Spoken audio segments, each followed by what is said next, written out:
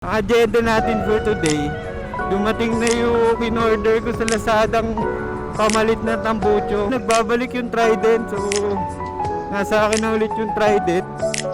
So, binalik ko muna yung stock handlebar tsaka nag-bar and side mirror na setup muna ako ngayon. Na-miss ko yung power na binibigay ng Trident. Kaya gumagawa kayong mid-pipe. Welcome back to another video. Yun, ang agenda natin for today, dumating na yung in-order ko sa Lazadang pamalit na tambucho. Ano lang naman yun, yung can, mismong muffler lang. So ngayon maghahanap tayo ng muffler shop na gagawa ng mid-pipe. Kasi currently yung Trident is naka underbelly. So gagawin natin siya ngayon na mid-pipe.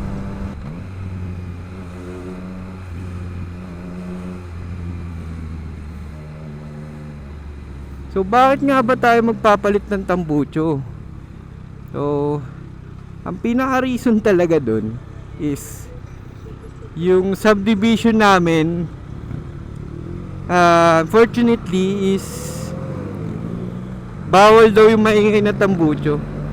Itong Austin Racing ko kasi na mufflers, maingay talaga siya kahit lagyan ko ng silencer.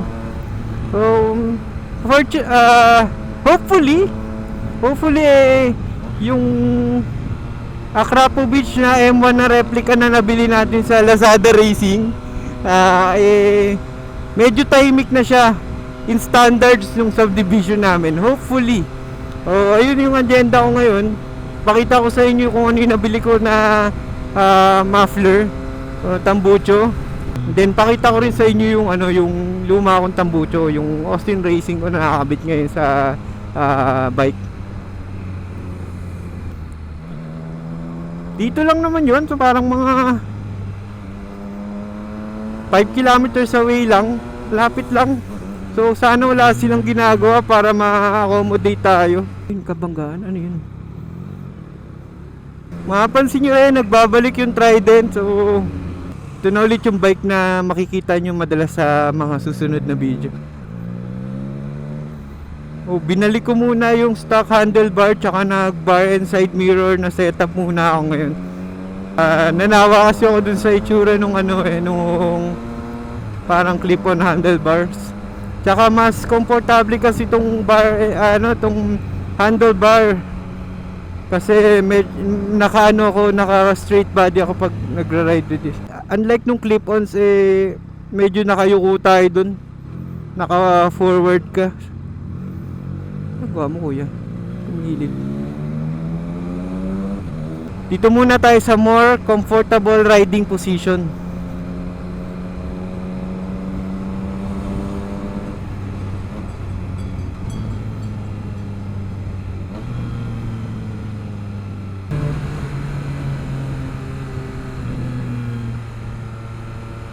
Na-miss ko yung power na binibigay ng Trident.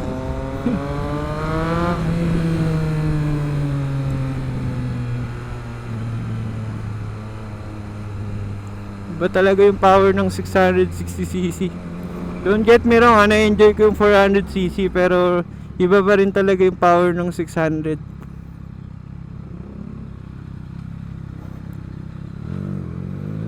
Worry ko lang dito sa pagpapakabit ng bagong muffler, since kasi magiging mid-pipe yung nakikita nyo, magiging mid-pipe kasi yung aking muffler.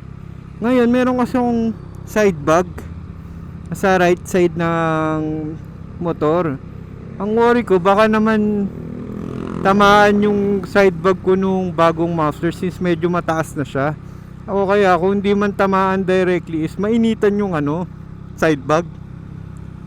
So yun, sabihin na lang natin dun sa gagawa na iwasan, at maganda at maiwasan na ma-damage yung side bag Kita nga tayo. So backstory, konting backstory lang. Nung mga nakaraang araw, ito palang Trident na flat, so nakagulong ng malaking tornilyo. So ngayon, na-flat yung rear tire ko.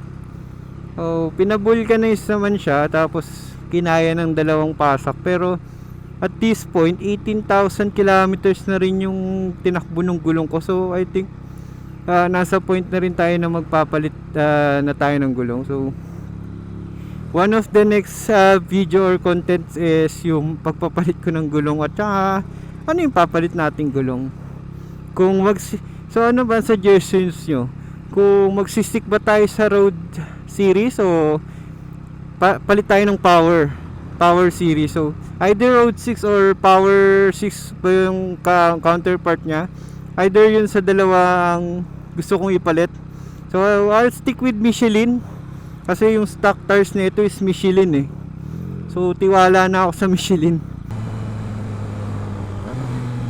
So dito na 100 meters bro, somewhere here. Ayun, sa kabilang kalsada. Okay, we have to go ikot-ikot.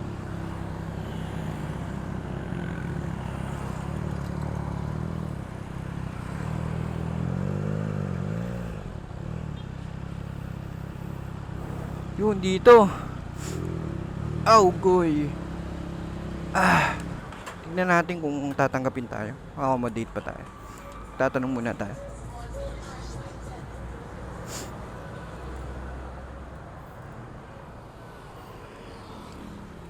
Kuya, gumagawa kayong mid-pipe? Oo. May dala akong can. May dala akong muffler.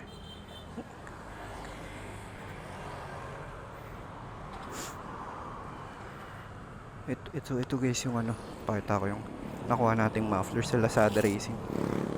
Replica ng ng Akrapovic M1. Ito kuya. Tapos kasi naka-underbelly ako, kailangan ko lang ng extension. Kaya yun, tsaka magkano? Sige po.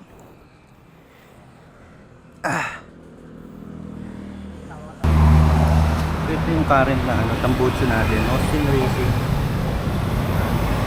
Kasama yung parang look para hindi ganong maingay, pero maingay pa rin kasi Austin Racing yung natin. Ngayon tatry natin yung Akrapovic na M1. Tignan natin kung tatahimik tsaka ano yung tunog. Na-try ko na yung isalpak dito yung M1 bago pa ako pumunta dito sa shop. Okay naman tunog niya. I think mas tahimik siya tsaka mas deep yung rumble ng tunog. So, try natin pakabit ngayon. So, ito na yung mga magiging mid-pipe natin. Yan. Kakabit lang dun sa existing na tubo natin. Pipe natin. Kakabit ngayon yung master. So, tapos na tayo dito sa muffler shop. Ito na yung final product, Akrapovic. Parang tumahimik naman siya. Tignan natin mamaya. Punta lang tayo sa tahimik na lugar para i-check yung Pero mukhang overall okay naman yung pagkakagawa. Ayan. Gigi.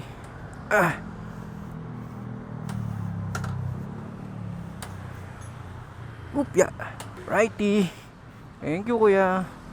Dito yan, A-Works. Wala nang pangalan yung shop nila, pero A-Works Performance Muffler Shop.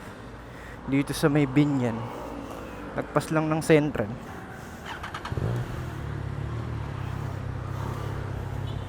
Smooth. Okay. Tahimik. Ayos. Ang ganda. Okay siya bro.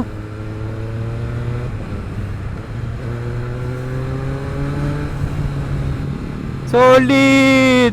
Tahimik na siya guys. Okay na siguro sa subdivision namin to.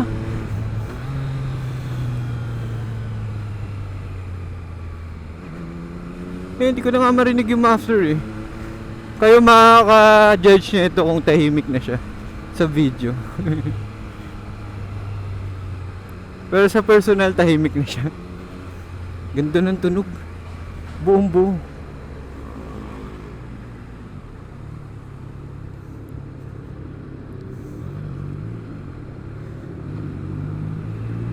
Solid guys. Okay. Hindi ako nagsisisi. Nandun pa rin yung big bike sound niya. Pero ang lalim ng tunog. Compared dun sa Austin Racing na namumumunit ng daan, ito kalmado lang.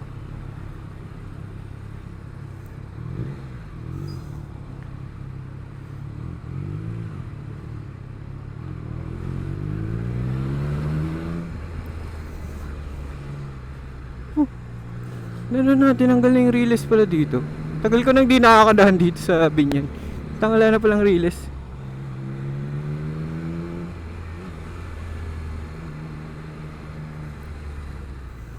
Yeah. Enjoy gamitin to. Ewan ko bakit parang gano'n, nag-smooth yung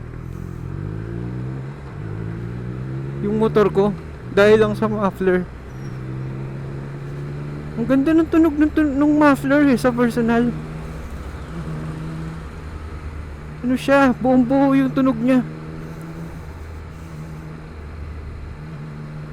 Pero hindi bulahaw. Sobra astig. Ayos to. Pero papakita ko sa inyo yung pinagawa ko dun sa muffler mamaya. Actually, pinagawa ko siya na may choice pa rin akong ibalik yung aking Austin Racing. Papakita ko sa inyo paano ginawa. Hindi muna tayo sa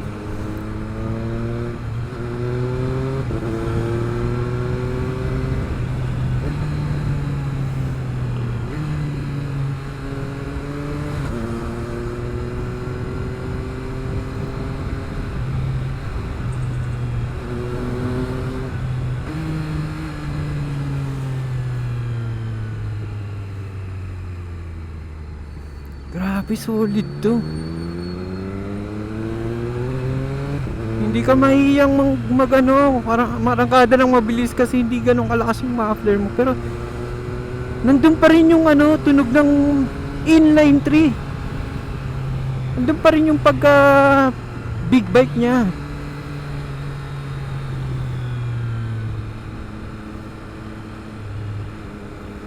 Hindi ko rin masabing tunog stuck kasi satisfied ako dun sa tunog ng muffler. So yun, magkano nga ba inabot? So 3,000 yung kabit nung paggawa nung mismong mid pipe. Tapos kasama na rin dun yung bracket. Kasi malaki yung muffler, so kailangan gawin ng bracket. Ngayon wala namang kasamang bracket yung binili kong muffler sa Lazada. So sila pa rin gumawa ng bracket.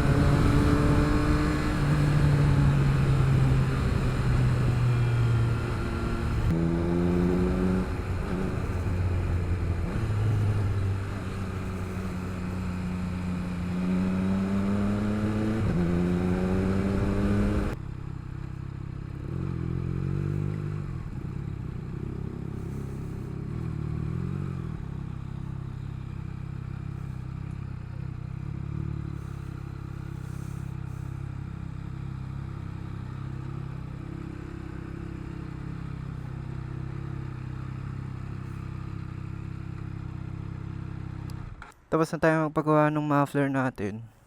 Ito na yung final product niya. Replica to na Krakovic. Galing sa Lazada Racing. Tapos nagpagawa tayo ng mid-pipe link galing dun sa luma nating underbelly na exhaust. So ang pinagawa ko is etong link na to is actually natanggal to. So in case na gusto kong ibalik yung Austin Racing ko na exhaust, pwede kong tanggalin to. Tapos ang mangyayari, huhugutin ko lang to. Tapos pwede ko na ulit ibalik yung kanang Austin Racing. Ayun.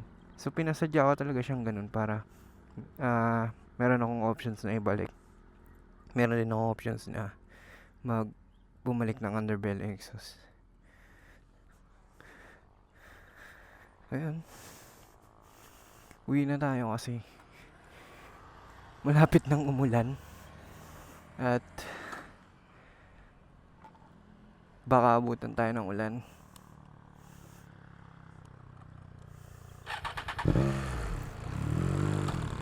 Pakinggan nyo kung may nagbago ba. Pero para sa akin, malaking pagbabago. Naging buo yung tunog ng bike. Tapos hindi na siya, kahit ihataw mo siya, hindi na siya ganun ka ingay compared dun sa Austin Racing. Kasi yung Austin Racing, once na ihataw mo siya, sobrang ingay talaga. So ito, okay pa din. Sakto lang yung tunog niya. Yun. Maraming salamat sa sinamahan nyo ako sa pagpapagawa nitong muffler ng Trident natin. So hopefully pasado na siya dun sa noise standard dun sa subdivision namin. Para sa mga tumapos ng video ito, maraming salamat. At kita-kita tayo sa next na content. Peace out.